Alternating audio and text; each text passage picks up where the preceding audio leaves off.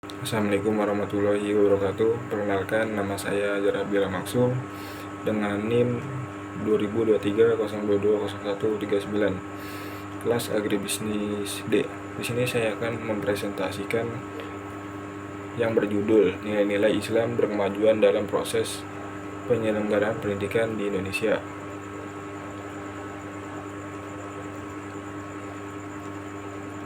Yang pertama adalah latar belakang. Islam merupakan suatu agama yang ajaran-ajaran bersumber dari wahyu Allah yang diturunkan kepada manusia melalui Nabi Muhammad SAW sebagai Rasulnya. Harun Nasution menguraikan sepanjang lebar berbagai segi dan ilmu menjadi cakupan atau pembahasan dalam pendidikan agama Islam. Berbagai segi atau aspek ini terangkum dalam konsep-konsep yang ada dalam dua sumber aslinya, yaitu Al-Quran dan As-Sunnah atau hadis. Dari kedua sumber pokok ini, pada pemikir Islam berhasil mengambil berbagai ajaran atau konsep dalam berbagai aspek kehidupan manusia. Konsep yang terpenting dalam Islam yaitu Tauhid, yaitu ajaran yang menjadi dasar dalam Islam, yaitu pengakuan tentang adanya satu Tuhan, yaitu Allah Subhanahu wa Ta'ala. Dari segi kebahasan, Islam berasal dari bahasa Arab, yaitu salima yang mengandung arti selamat, santosa, dan damai. Dari kata salima selanjutnya diubah menjadi bentuk aslama yang berarti berserah diri masuk dalam kedamaian. Salima yang berarti selamat, santosa kemudian dibentuk kata aslama yang berarti memelihara dalam keadaan selamat, santosa, yang berarti pula menyerahkan diri itu untuk patuh, taat. Kata aslama ini yang mengandung arti dari segala arti yang terkandung di dalam pokok artinya. Oleh sebab itu orang yang berserah diri dan patuh dan taat disebut sebagai orang muslim.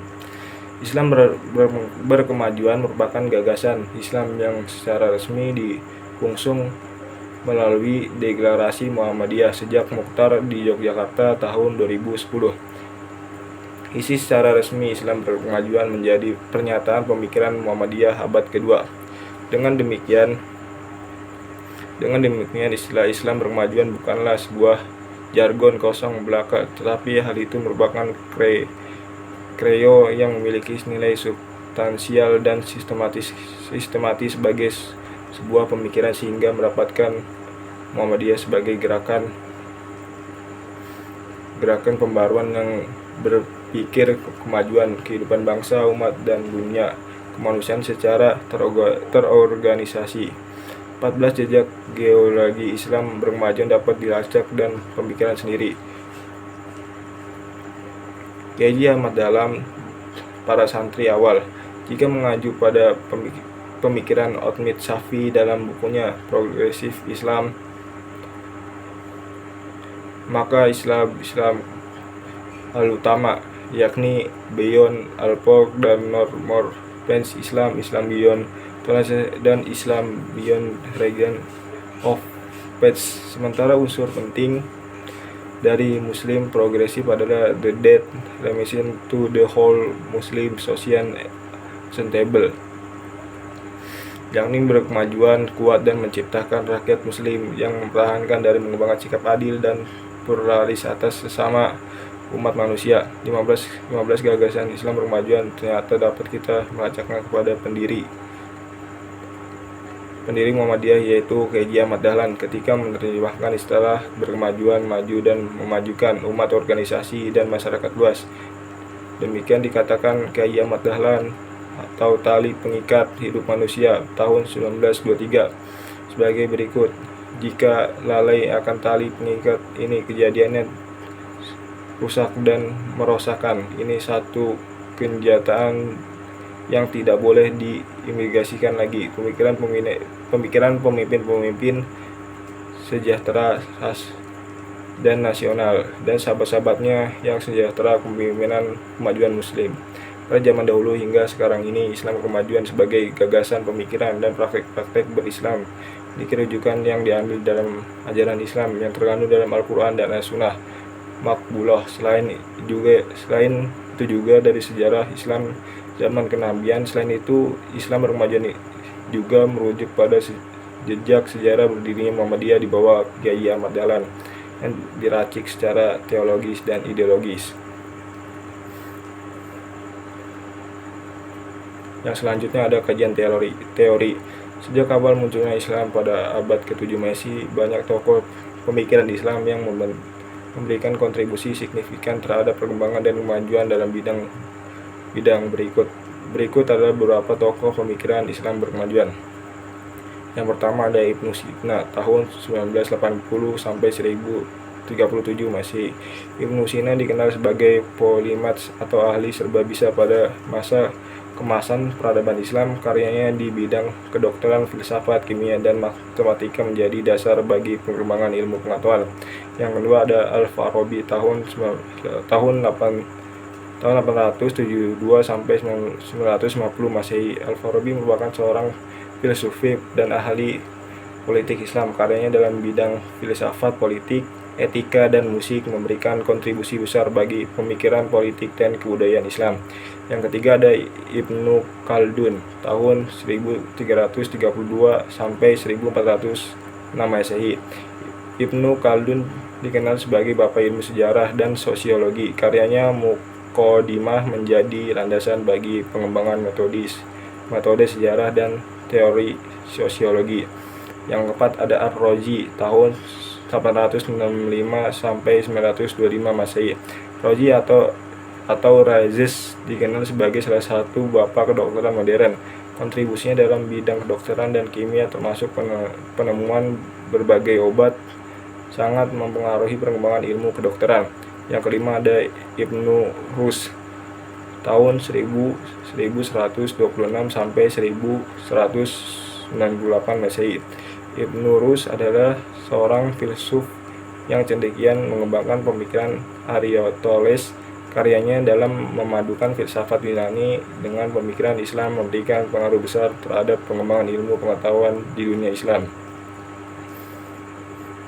Yang keenam ada Al-Ghazali tahun 1058 sampai 1111 Masehi. Al-Ghazali dikenal sebagai seorang filsuf, teolog, dan sufi. Karyanya tahafuf dan falsafis mengkritik filsafat rasional, namun juga memfasilitasi dialog antara filsafat dan agama dunia Islam. Yang ketujuh ada Ibnu Al-Haytham tahun 965 sampai 1040 Masehi.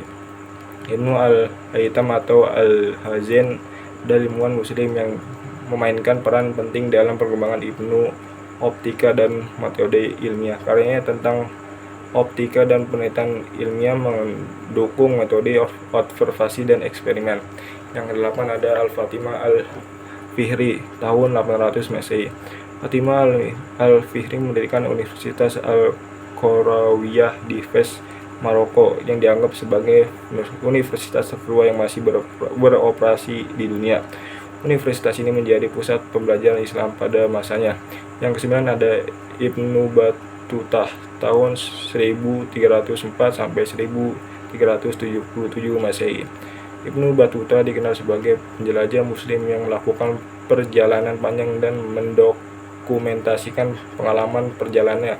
Karyanya Rilah memberikan wawasan tentang budaya, agama, dan kehidupan sehari-hari di berbagai wilayah dunia Islam pada abad ke-14. Yang ke-10 ada Nasir al-Din al-Tusi tahun 1201 sampai 1274 Masehi. Al-Tusi seorang matematikawan, astronom, dan filsuf, memberikan kontribusi besar pada bidang trigonometri dan astronomi. Karyanya Thohir al-Majisti memainkan peran kunci dalam mematrimisasikan karya-karya klasik Yunani ke dunia Islam. Pemikiran Islam berkemajuan, toleransi ilmiah. Pemikiran Islam menekankan pentingnya pengetahuan dan ilmu pengetahuan, memfasilitasi dialog antara ilmuwan muslim dan non-muslim. Warisan klasik pemikiran Islam mewarisi pengetahuan klasik dan peradaban Yunani, Romawi, Persia, dan India, memperkaya perkembangan ilmu pengetahuan dan sistem pendidikan. Universitas dan pusat pembelajaran Islam seperti Al-Qarawiyyin sebagai landasan bagi perkembangan sistem pendidikan tinggi. Pendidikan Sufi. Pemikiran Sufi menggabungkan dimensi mistis dan filosofi Dalam Islam memperkaya pengalaman spiritual dan filosofi umat Islam, perkembangan Islam, pengetahuan praktik, ilmu, kedokteran, matematika, kimia, dan astronomi berkembang pesat menciptakan dasar bagi perkembangan ilmu pengetahuan praktik. Pemikiran-pemikiran dan tokoh bersama membentuk landasan intelektual dan budaya bagi perkembangan Islam dan berkembang selama berabad-abad, menciptakan era kemasan yang memberikan kontribusi besar bagi perkembangan ilmu pengetahuan dan kebudayaan dunia. Yang terakhir ada pembahasan sejarah Islam berkemajuan. Islam berkembang pesat setelah munculnya Nabi Muhammad pada abad ke-7 Masehi di Arab selama berabad-abad. Peradaban Islam mengalami masa kemasan dan gebrakan dalam berbagai bidang. Awal periode Islam pada abad ke-7 Masehi. Islam dimulai pada abad ke-7 Masehi dengan munculnya Nabi Muhammad sebagai Rasul terakhir. Al-Quran, kitab suci, diwahyukan kepadanya membimbing umat Islam dalam ajaran-ajaran agama, etika, dan hukum. Kedatangan Islam membawa perubahan besar di Arab, menyatukan suku-suku yang sebelumnya terpecah-pecah belah. Kekhalifahan Islam abad ke-7 sampai 8 Masehi. Setelah wafatnya Nabi Muhammad, Abu Bakar menjadi khalifah pertama. Era kekhalifahan membawa ekspansi Islam ke berbagai wilayah termasuk ke Persia, Mersia, dan Spanyol di bawah kepemimpinan Umar bin Khattab. Ilmu pengetahuan dan administrasi ditingkatkan menjadi fondasi kuat bagi kemajuan peradaban Islam. Kemasan peradaban Islam abad ke-8 sampai 18 Masehi. Perpustakaan pendidikan didirinya Perpustakaan Bai al-Hikmah al-Baghdad menjadi pusat pembelajaran dan penelitian pendidikan tinggi seperti Universitas Al-Qarawiyyin di Fez, Maroko berkembang pesat. Ilmu pengetahuan dan kedokteran. Tokoh-tokoh seperti Ibnu Sina, Ar-Razi membuat kemajuan signifikan dalam bidang kedokteran dan ilmu pengetahuan. Ibnu Sina atau Hafiz diakui sebagai tokoh ilmu kedokteran terbuka pada masanya.